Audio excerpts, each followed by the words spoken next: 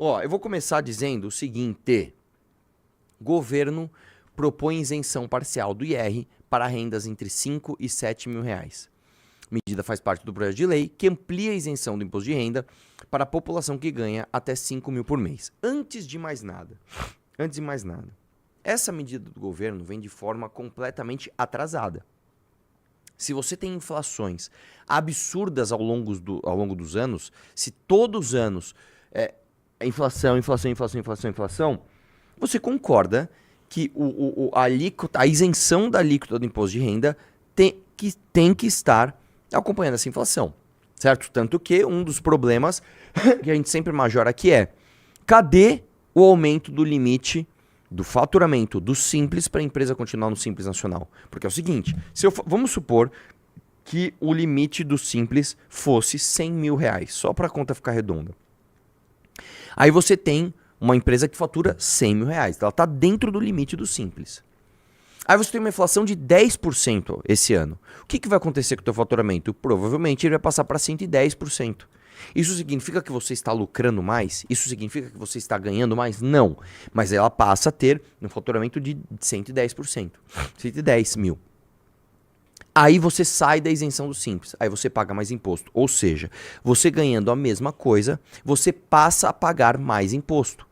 Então, quando o governo chega e fala assim, não, agora quem ganha até 5 mil reais vai ser isento do imposto de renda.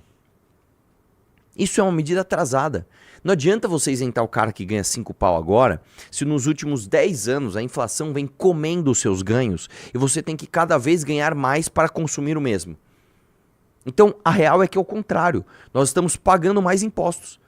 Sim, nós estamos pagando mais impostos. E aí, meu irmão, eu vou dizer para você, isso aí provavelmente vai passar, é uma proposta do governo que vai passar, tá? Por quê? Primeiro, porque o governo tem muita força orçamentária. Segundo, porque é uma proposta popular. É muito ruim para um deputado votar contra a isenção de imposto, né, de alguém. Então, o deputado não vai comprar essa briga para si. Ah, responsabilidade fiscal, o governo irresponsável e eu, deputado, todo responsável fiscalmente. Não, o cara vai votar a favor, então provavelmente isso vai passar.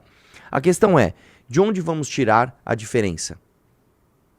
Você sabe, né? Do mesmo cara mais pobre. Aumentando imposto em produto. É isso. O Brasil, eu já falei isso aqui várias vezes, nós temos um problema estrutural. Nós somos viciados em pagarmos pouco imposto de renda. Sim, a gente paga pouco imposto de renda, mas a gente paga muito imposto no produto e serviço, que é o pior tipo de imposto que tem.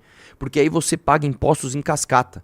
Você vai comprar um carro, você está pagando o imposto do cara que extraiu a borracha, o cara que fez o pneu, o cara que transportou o pneu, o cara que montou o pneu no carro, e isso para todas as partes do carro. Ainda você paga o imposto do carro, você paga o imposto do frete do carro, você paga o imposto da loja do carro, você paga tudo em cascata.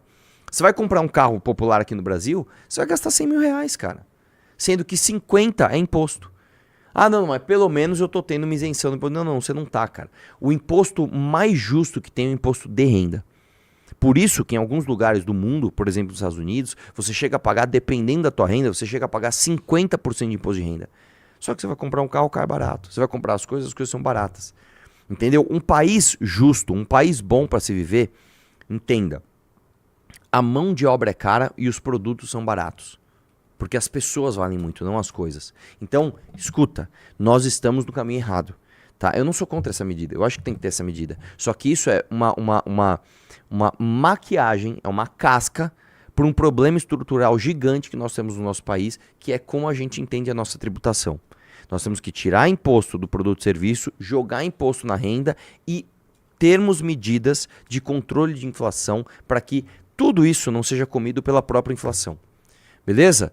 Próxima notícia que é séria também. Banco Central deve voltar a subir juros para conter a inflação. Índice pode empatar com o auge da crise do governo Dilma.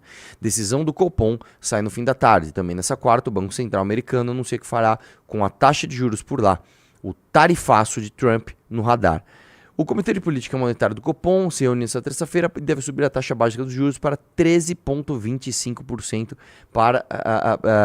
de 13 para 14,25% ao ano. Essa é a expectativa da maior parte dos economistas do mercado financeiro. Eu vou dar um panorama de quão absurdo isso é. Se você consegue investir numa aplicação que te dá 1% ao mês, nós estamos falando de 12% ao ano. é um rendimento, assim, dos sonhos. Você ter 1% de rendimento ao mês é um rendimento dos sonhos. Isso significa assim, se você tem 100 mil reais e você aplica, você ganha R$1.000 por mês, certo? 1%. Se você tem 10 mil reais, se você tem 1 milhão de reais aplicados, você ganha 10 mil reais por mês. Isso é uma aplicação dos sonhos. Imagina o seguinte, imagina que você juntou 1 milhão de reais.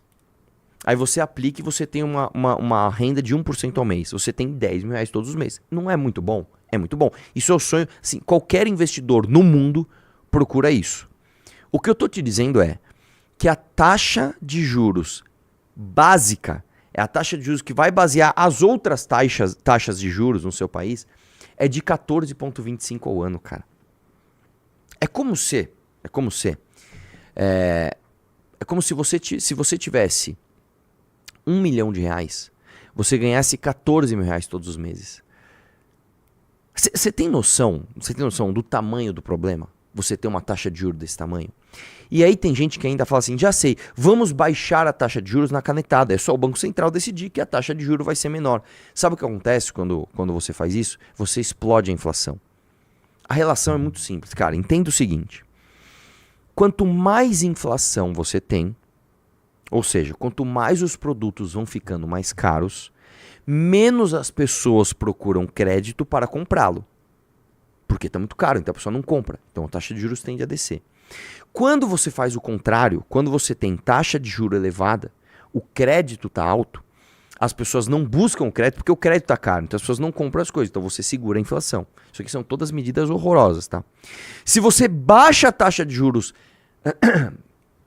artificialmente, o crédito fica muito barato, as pessoas têm acesso ao dinheiro, elas vão comprar as coisas e aí as coisas vão ficar muito mais caras porque a inflação vai explodir.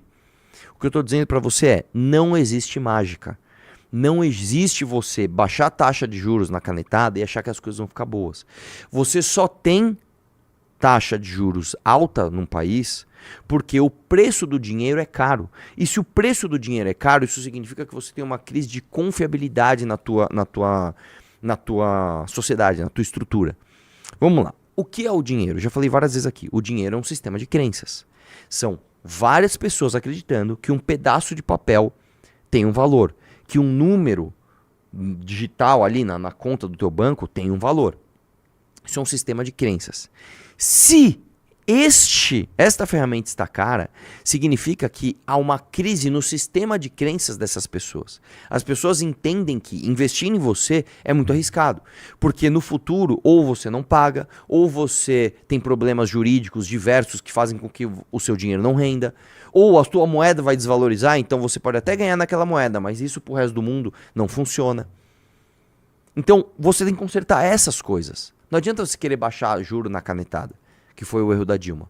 E aí, meu irmão, mais uma vez, você vê, dessa vez, o Lula, né, diferente dos governos anteriores, ele não vai ter a sorte que ele teve quando ele ganhou a eleição em 2002 e assumiu em 2003, de ter o boom dos commodities. O que foi o boom dos commodities? A China crescendo pra caramba, soja, ferro, milho, os commodities, aquilo que tem valor comum para o mundo inteiro, crescendo demais e, por sorte, o Brasil era dono de alguns dos maiores commodities demandados pelo mundo, como, por exemplo, ferro, aço, soja, etc. E aí o Lula, apesar dos seus desmandos, apesar, inclusive, do mensalão, dos desmandos todos com a Petrobras, etc., etc., apesar disso, o governo Lula 1 e governo Lula 2, eles deram sorte na economia. Explodiu depois no governo Dilma. Dessa vez, Lula 3, ele não está tendo a mesma sorte. Não está tendo boom de commodity nenhum. A economia não está bombando. O agro está bem porque sempre está bem. Agora, a indústria e o serviço estão ladeira abaixo. E aí, meu brother, não tem mágica. É a inflação nas alturas, a taxa de juros lá nas alturas, e aí eu quero ver como esse cara vai fazer para fazer campanha ano que vem.